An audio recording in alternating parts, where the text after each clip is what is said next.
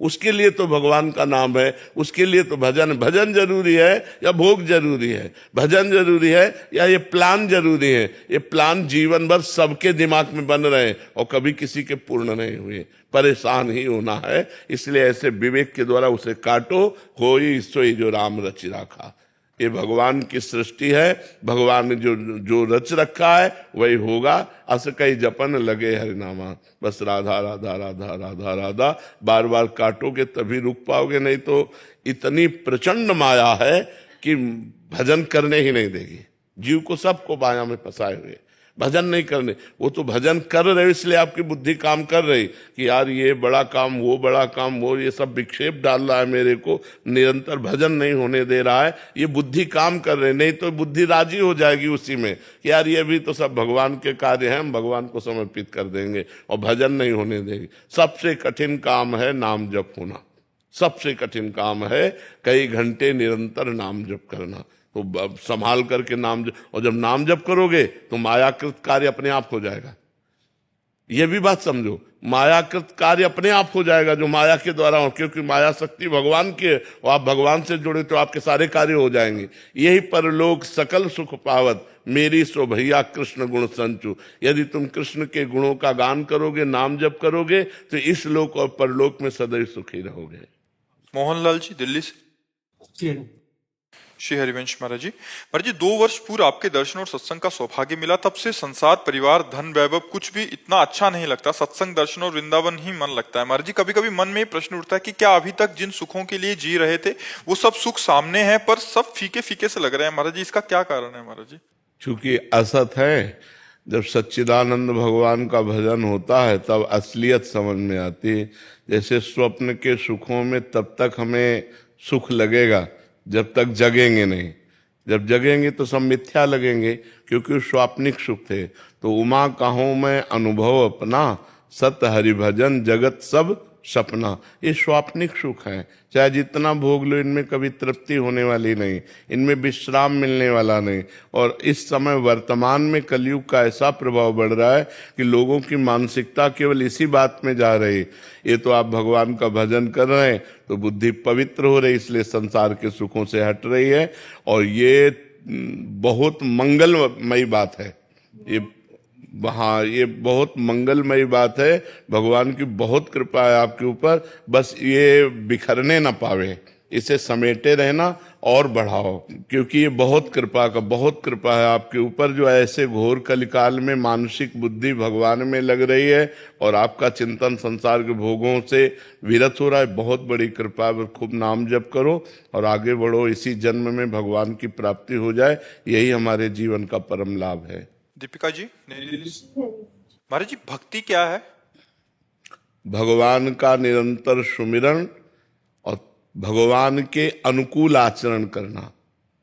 तदर्पिता अखिलाचारिता तद्विस्मरणेन परम व्याकुलते थे। हमारे जितने आचरण हो, जितने कर्म हो, वो भगवान के अनुकूल हो और भगवान का विस्मरण होते ही हमारे हृदय में ताप पैदा हो जाए। मैं कैसे भगवान को भूल गया, इसी का नाम भक्ति है। श्री कृष्ण अनुकूलेन प्रतिकूलस्य विसर्जनम। भगवान के अनुकूल आचरण और प्रतिकूल आचरणों का त्याग, और हर श्वास में भगवान का नाम, इसी का नाम भक्ति है। पापरी बनर्जी रॉय। महाराज जी राधे राधे। महाराज जी आपके चरणों में कोटि कोटि प्रणाम। महाराज जी मैं जब ध्यान करती हूँ लेकिन विभिन्न सांसारिक कारणों से ध्यान केंद्रित नहीं कर पाती। जब भी भगवान का नाम सुनती हूँ तो मेरी आंखों में आंसू तो आ जाते हैं। मैं सोचती हूँ कि हर कोई कितना भाग्यशाली है, वो एकाग्रता से नाम जप कर रहा है। महाराज जी मेरे पाप के कारण ऐसा हो रहा है। पर हमको बार बार नाम जप करना चाहिए। नाम जप से ध्यान केंद्रित होता है। जब हम नाम जहां जहां मन जाए वहां से हटा करके नाम में लगाए। बार बार अभ्यास योग युक्तेन चेतसा नान्यगामिना, हम ऐसा अभ्यास करें जहां जहां मन जाए वहां से हटा के नाम में लगाए, तो धीरे धीरे हमारा मन एकाग्र, और एकाग्र मन ही ध्यान करने योग्य होता है। जो मेरा लड़का सप्तप्रिय है ना, उसका पुत्र डाक है उसका मुझे साथ। नहीं महाराज जी वो इससे पिछले बैच में शायद वो जो इधर बैठे थे ना, जो हाँ पेट में अल्सर। हाँ उसका पेट में मुझे पैंक्रियाटाइटिस हुआ।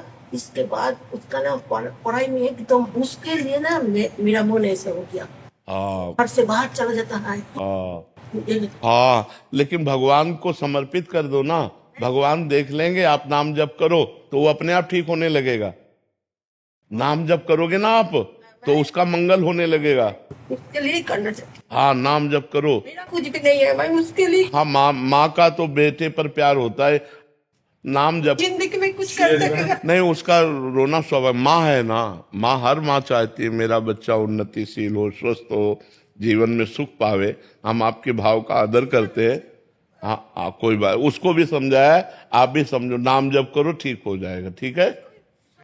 हाँ, आप नाम। धरा बसाने जी। जी। महाराज जी, आप कह रहे हैं कि आपके घर में जो आचार्य श्री वल्लभाचार्य महाप्रभु जी के महाराज जी यमुनाष्टक पाठ करते थे, वो कह रहे थे कि पर जब आपसे महिमा सुनी श्री आचार्य श्री हरिवंश जी महाप्रभु की, जो कि अगला जन्म नहीं होगा, प्रेम लक्षणा भक्ति मिलेगी, सहचरी भक्ति, तो महाराज जी फिर ये करने लगे। तो महाराज जी कह रहे हैं कि दोनों में कोई अंतर तो नहीं है? नहीं। दोनों करेंगे तो चलेगा महाराज जी? दोनों करो, कोई बात नहीं। अधिक से अधिक फल करो। एक जैसा मिलेगा महाराज? नहीं, फल में कोई अंतर नहीं, फल में कोई अंतर। जो वल्लभाचार्य जी ने यमुनाष्टक गाया, जो हरिवंश महाप्रभु ने यमुनाष्टक गाया है, तो यमुना जी का स्तवन, बात एक ही है। आप गाइए। शंकर पटेल जी। श्री हरिवंश। राधे राधे महाराज जी। महाराज जी, मेरा प्रश्न है कि जैसे पशु योनि और जलचर योनि को कोई मारता है या खाता है तो उसे पाप लगता है, वैसे ही महाराज जी मैं जानना चाहता हूं कि हमारा व्यवसाय लकड़ी को बेचना है, हम कटी कटाई लकड़ी लेते हैं और उसको बेचते हैं महाराज जी, तो क्योंकि घर की जो नीड्स होती हैं संसारिक गृहस्थियों की या जैसे भी है, हाँ, उनमें कोई अपराध हम तो तो सबसे प्रार्थना करते हैं कि हरे वृक्षों को मत काटिए, क्योंकि वो हमारा जिंदगी है। कार्बन डाइऑक्साइड को ऑक्सीजन में बदलकर हमारे वातावरण को शुद्ध करते हैं। वही आकर्षण करके मेघों को एकत्रित करके वर्षा कराते हैं। बहुत बड़ा योगदान वृक्षों का सृष्टि में है। तो सबसे प्रार्थना है कि वृक्षों को बचाइए, वृक्षों को लगाइए, वृक्षों का सिंचन कीजिए। वृक्ष हमारा जीवन है, हमारे लिए बहुत बड़ा योगदान है वृक्षों का। अब जो आपको कटी कटाई लकड़ी मिलती है, अब आप उससे व्यापार करते हैं, तो आप काटते तो है नहीं स्वयं, हरे वृक्षों को तो स्वयं काटते नहीं, लेकिन हम उनसे प्रार्थना करते हैं जो हरे वृक्ष काट करके लकड़ी बेचते हैं, कि हरे वृक्ष हमारा जीवन है। वृक्षों में भी जीवात्मा है। देखो ना, आप एक डाल को आप अलग कर दो, वो सूख जाएगी, है नहीं? तो उनमें भी जीवात्मा, वो जड़ से उखड़ जाए, सूख जाएंगे, उनमें जीवात्मा बहुत बड़ा लाभ है। आजकल लोग समझ नहीं रहे। जो मनावे, जहां जगह खरीदी, पहले वृक्ष काटा, फिर वहां बिल्डिंग बनाई। तो बिल्डिंग से वातावरण बिगड़ता है, वृक्ष से वातावरण बनता, सुधरता है। तो हम कहते हैं 100 गज जगह ले लो तो एक वृक्ष तो लगा लो, एक पौधा लगा लो। छोटे छोटे हर श्रृंगार के हैं छोटे छोटे पौधे, कम से कम प्रकृति को तो सजाओ। अगर प्रकृति नहीं सजी, उजड़ गई, तो फिर बहुत हानि हो जाए। इतनी एसी चलती हैं, इतनी गाड़ियां चलती हैं कि ऑक्सीजन का नाश हो रहा है, ऑक्सीजन का नाश हो रहा है। अगर ऑक्सीजन नष्ट हो गया तो सबको सिलेंडर लेके घूमना पड़ेगा। समझो, जीने के लिए मुंह में लगाकर हाथ में सिलेंडर लेके घूमना पड़ेगा अगर वातावरण में ऑक्सीजन खत्म हो गया। ऑक्सीजन प्रदान करने, अब जैसे बड़े बड़े पीपल के वृक्ष हैं, ये 24 घंटे ऑक्सीजन फेंकते हैं, कार्बन डाइऑक्साइड को सोखते हैं और ऑक्सीजन फेंकते हैं। अब बड़े बड़े वृक्षों का हनन हो रहा है, क्योंकि लकड़ी तो बड़े ही वृक्षों से आएगी ना, जो पुराने वृक्ष हैं। एक पौधा जैसे बरगद का लगाया तो 50 वर्ष तक वो ऐसे हो पाता छोटा, 100 वर्ष में वो जाके पेड़ बनता है जाकर के। अब लोगों को जब लकड़ी चाहिए तो ऐसे ही वाले को काटेंगे। तो एक वृक्ष को लगाना और पोषण करके 100 वर्ष तक संभालना कितना कठिन होता है, और काटने में 1 घंटा में नई नई मशीनें चली, काट करके फेंक दिए सब। तो हमें लगता है हरे वृक्षों की रक्षा कीजिए, हरे वृक्षों को लगाइए, हरे वृक्षों का पोषण कीजिए। वो हमारी जिंदगी है, हमारे समाज को, हमारे वातावरण। आज जो कैंसर बढ़ रहा है ना, उसका कारण यही है। जो वातावरण दूषित हो रहा है, खान पान दूषित हो रहा है, अधिक से अधिक केमिकल डाले जा रहे हैं खान पान पदार्थों में, वही जाकर कैंसर पैदा कर रहे हैं। तो बहुत शुद्धता से जब हमारा वातावरण, खान पान सब होगा तो हम जी पाएंगे, नहीं तो हम जी भी नहीं पाएंगे, बहुत परेशान हो जाएंगे। उसमें आपका कोई दोष नहीं है। और कभी ऐसा लगता है कि लकड़ी काटी पड़ी रहती है तो ऐसा लगता है किसी को हमने मार के काट के रखा हुआ है। बिल्कुल बिल्कुल अभी पहले ऐसा भाव नहीं था, हाँ। मगर अभी अध्यात्म में आने के बाद बिल्कुल ऐसा भाव हो बिल्कुल जाए। बिल्कुल बिल्कुल। लेकिन आप हरे वृक्ष तो काटते नहीं ना। गवर्नमेंट से लेते हाँ, गवर्नमेंट से कोई बात नहीं, आपका इसमें कोई दोष नहीं। राधे राधे महाराज जी। महाराज जी आपके चरणों में कोटि कोटि प्रणाम। महाराज जी मैं बहुत परेशानी में हूँ, भयभीत हूँ, मन में शंका और बुरे विचार हैं, काम वासना ने मुझे खा लिया है, मेरी गंदी क्रियाओं की आदत लगी हुई है, दूसरों की तुलना करता हूँ, मन में ईर्ष्या होती है, क्रोध आता है। महाराज जी सब बिना हुए हमारे पास तो एक ही दवा है, भगवान का नाम जप करो, जिससे तुम्हारा पक्का मंगल हो जाएगा। काम पर भी विजय प्राप्त कर लोगे और अशुद्ध वासनाएं जितनी तुम्हें क्लेश दे रही वो सब शुद्ध हो जाएंगी। नाम जप करो, राधा राधा राधा, राम राम राम, कृष्ण कृष्ण कृष्ण, हरि हरि। जो तुम्हें नाम प्रयोग पक्का कहता हूं, पक्का कहता हूं, घोर हिंसक व्यभिचारी भी महात्मा बन गए भगवान का नाम जप करके। अगर नाम जप नहीं, अच्छा इसमें पैसा नहीं लगना है, इसमें कोई विधि निषेध नहीं है। अपवित्र पवित्रो वा सर्वावस्थांगतोपि वा यह स्मरेत पुंडरीकाक्षम सवायाभ्यंतरा शुचि। वाय और अभ्यंतर से परम पवित्र हो जाता है, निष्पाप हो जाओगे, तुम परम पवित्र हो जाओगे, हमारे समाज के लायक बन जाओगे। नए बच्चे हो, अभी तुम्हारे अंदर कुछ पवित्रता है जिससे तुम हिम्मत करके अपनी बात कह पाते हो, कल ये भी नहीं कह पाओगे। नाम जप करो, थोड़ा व्यायाम करो, थोड़ा 1-2 किलोमीटर सुबह दौड़ो, सब ठीक हो जाएगा। नाम जप करो। भगवान जब कृपा करते हैं, पाप नष्ट होते हैं तो सुख विधान बनने लगता है, और जब भगवान से जीव विमुख होता है, पाप कर्म करता है, तो दुख विधान बनने लगता है। भगवान मंगल भवन है, बिना भगवान से जुड़े किसी भी जीव का कभी भी मंगल नहीं हो सकता। इसलिए नाम जप करो, ठीक है। थोड़ा 2-3 किलोमीटर दौड़ो, नाम जप करो, थोड़ा व्यायाम करो, तो आप अच्छे व्यक्ति बन जाओगे, ठीक है। विशाल कैलाश दामके जी। राधे राधे महाराज। राधे राधे महाराज जी। महाराज जी मैं नशा मुक्ति अभियान के ऊपर कार्य कर रहा हूँ। महाराज जी आज के माता पिता अर्थ कमाने एवं व्यस्त दिनचर्या के कारण अपने बच्चों पर ध्यान नहीं दे रहे। बच्चे छोटी सी उम्र में बहुत सूखे। हम भी चिंतित हैं इस विषय में, हम भी चिंतित हैं। हर एकांतिक में हम अपनी व्यथा रखते हैं कि हमारे समाज को व्यसन से बचाओ। छोटे छोटे बच्चे सिगरेट पीने लगे, ड्रग्स, हुक्का, शराब, ये सब गंदे आचरण कर रहे हैं। उसके कारण उनको धन चाहिए, धन के लिए और माताओं बहनों की चैन खींच रहे हैं, अपने माँ को मार रहे हैं, पिता का कत्ल कर रहे हैं, गंदे आचरण कर। बड़ा समाज में जो ये गंदगी फैल रही है, व्यभिचार और व्यसन, ये दो बहुत गंदगी फैला रहे हैं। छोटे छोटे बच्चे व्यभिचार कर रहे हैं, नशा। अभी तक तो हमें जो सीने नहीं देखने को मिली वो भी मिल रही हैं कि 16-16, 17-17 वर्ष की बच्चियां शराब पी करके, सिगरेट पीते हुए पर पुरुष का मतलब वो खुद स्वीकार करके हम बोली। जहां इन बच्चों को ब्रह्मचर्य से रहना चाहिए, निर्विषय रहना चाहिए, विद्या अध्ययन में इनको बुद्धि लगानी चाहिए। 16-17 वर्ष के बच्चों को पढ़ाई लिखाई में बुद्धि, कैसे ये सब नौजवान भ्रमित हो रहे हैं।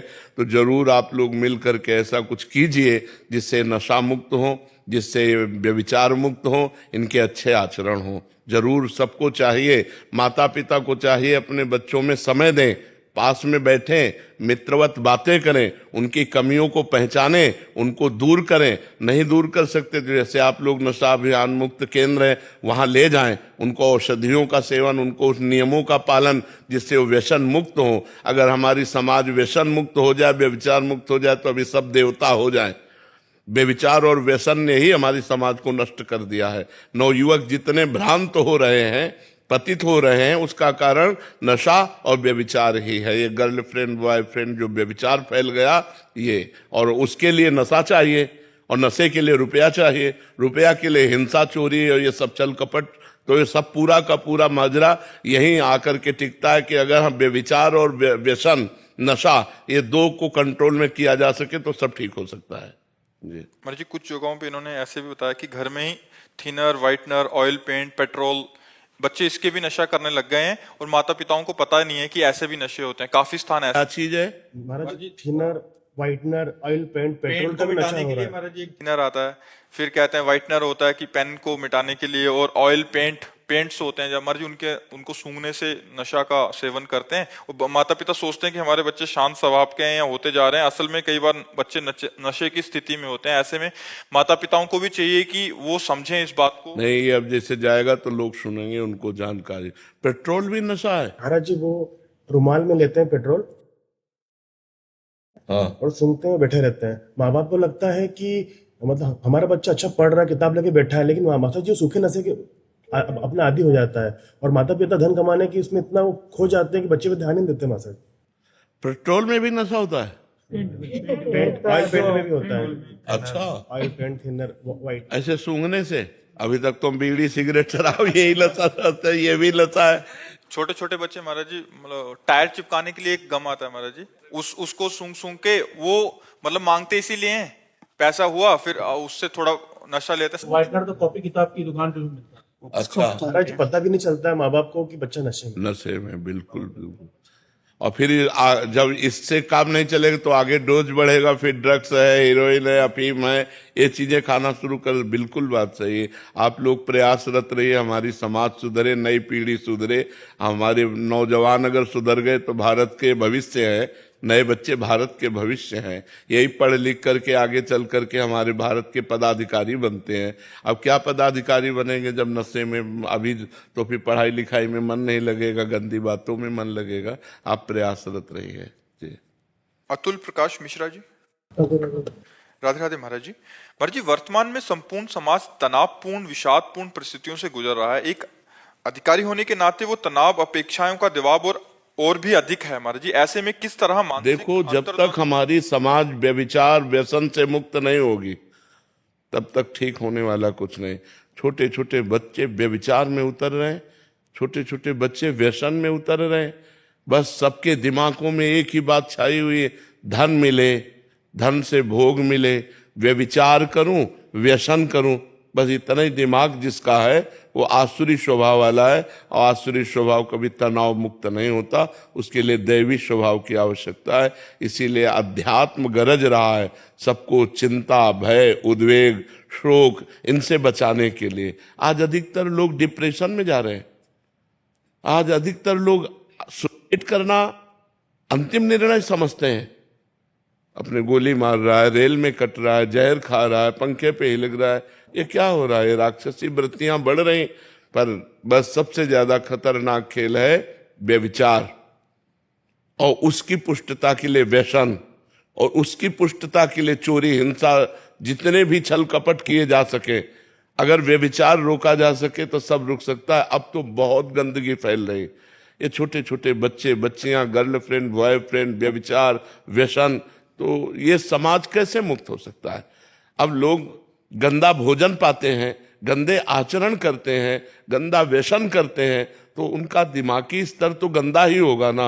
और गंदा दिमागी स्तर निगेटिव ही सोचेगा, और निगेटिव सोच कहाँ सुख प्रदान कर सकती है? वो तो सुख की स्थिति में भी नकारात्मक सोच करके दुख निकाल लेगा। अगर पॉजिटिव सोच है तो दुख की स्थिति में भी वो सुखी रह सकता है। शरीर रोग ग्रसित है, खान पान की ठीक व्यवस्था नहीं, लेकिन भगवान का भरोसा है, नाम जप है, तो सुखी रह सकता है, वो प्रसन्न रह सकता है। तो आज हमारे समाज को अध्यात्म की आवश्यकता है, जिससे व्यभिचार मुक्त हो। अब जिसके पास पैसा बढ़ गया वो दो चीजों में ही अपने पैसे को नष्ट कर रहा है, व्यसन और व्यभिचार। बस वो जीवन का सुख यही समझ रहा है, और ये नहीं समझ रहा जीवन का अंत होने वाला है। एक एक श्वास हमारे जीवन से कम होती जा रही। पता नहीं कौन श्वास हमारे जीवन की अंतिम श्वास हो, कब शरीर छूट जाए इसका भरोसा क्या। और अगर शरीर छूट गया और मनुष्य जीवन का जो लाभ था, धर्म, भगवत भजन, परोपकार, वो सब नहीं कर पाए तो फिर फायदा क्या हुआ? इतने दुर्लभो मानुषो देहो, शास्त्रों में वर्णन आया है, बड़ा दुर्लभ है मनुष्य शरीर। ये किस लिए दुर्लभ है? परोपकार करके, धर्म से चलकर, सत्य से चलकर भगवान की प्राप्ति, समाज की सेवा। ये बात, समाज सेवा वो कर सकता है जिसको धन चाहिए, जिसको व्यसन चाहिए, व्यभिचार चाहिए, वो समाज सेवा कर सकता है। समाज सेवा वो कर सकता है कि मुझे भूखा रहना पड़े लेकिन मेरी समाज भूखी ना रहे, मैं कष्ट में रहूं लेकिन मेरी समाज कष्ट रहित हो जाए, वो होते हैं समाज सेवी। आज समाज सेवा के नाम पर बहुत सा डोनेशन लेते हैं और अपनी वासनाओं की पूर्ति करते हैं। समाज सेवा कहाँ हो रही है? कोई विरला ही समाज सेवी है। पदों का अधिकार प्राप्त जो हमको भगवान ने दिया वो समाज सेवा के लिए दिया है कि हम हजारों आदमियों को अपने माइंड लगा करके अपने पद का प्रयोग करके सुखी कर सकूं, लेकिन आज उसका दुरुपयोग किया जाता है कि हजारों का शोषण कर सकूं। तो उसका कारण है उनके जो व्यय करने के तरीके हैं वो गलत हो चुके हैं। तो आय उनको अधिक चाहिए। 1 रुपया की कमाई है और 10 रुपया का व्यय है। तो आय और व्यय को अपने कंट्रोल करने के लिए हमारी बुद्धि शुद्ध होनी चाहिए। हमें समाज सेवा का पद मिला है, ना कि अपनी वासनाओं की पूर्ति का पद मिला है। तो ऐसे ही हम अध्यात्म के बिना, धर्म के बिना हम बहते चले जा रहे हैं, जिसका नाम अधर्म है और जो परिणाम में दुर्गति प्रदान करता है, शोक प्रदान करता है। जो आज का समाज है, अगर शराब न परोसी जाए, मांस न दिया जाए तो उसका स्वागत ही नहीं हुआ। अगर राक्षसी भोजन न दिया जाए तो स्वागत ही नहीं माना जाता। तो ये आज का हमारा VIP कल्चर बन गया है कि गंदा भोजन, अपवित्र प्रेय और गंदे आचरण, वो पार्टी मनाई जाती है। पहले गांव में जब कोई उत्सव मनाया जाता था और किसी को निमंत्रण दिया जाता था तो पैर धोए जाते थे, हाथ पैर धुला करके और पट्टी बिछा करके, गाय के गोबर से लिपी हुई जमीन, पत्तल दोना में सुंदर पवित्र भोजन। तो पवित्र भावबंद आवाज, जूता मोजा पहरे, चाहे हाथ कैसे भी गंदे हो और बनाया कैसा भी हो, बस राक्षसी प्रवृत्ति बढ़ती चली जा रही। तो हमारे अन्न से मन बनता है और जैसा मन होता है वैसे आचरण बनते हैं, जैसा हमारा खान पान होता है वैसे हमारे विचार बनते हैं। तो आज हमारा खान पान अशुद्ध हो रहा है, आज हमारे आचरण अशुद्ध हो रहे हैं, आज हमारे विचार अशुद्ध हो रहे हैं। तो समाज में स्वसुख वांछा बन रही, स्वसुख वांछा, मैं सुखी हो जाऊं बस, ऐसा समाज अच्छा नहीं होता। आज का जो समाज बन रहा है तो आचरण भ्रष्ट होती जा रहे। बिना अध्यात्म के समाज को सुधारना बड़ा कठिन है। भगवान का भय, धर्म का भय, शास्त्र की मर्यादा के अनुसार चलना, कानून का भय, तभी समाज सुधर सकता है। बड़ा निर्भय हो रहा है इस विषय में समाज। न कानून का भय, न भगवान का भय, न धर्म का भय, जो मन माने सो करो, ऐसा हो रहा है।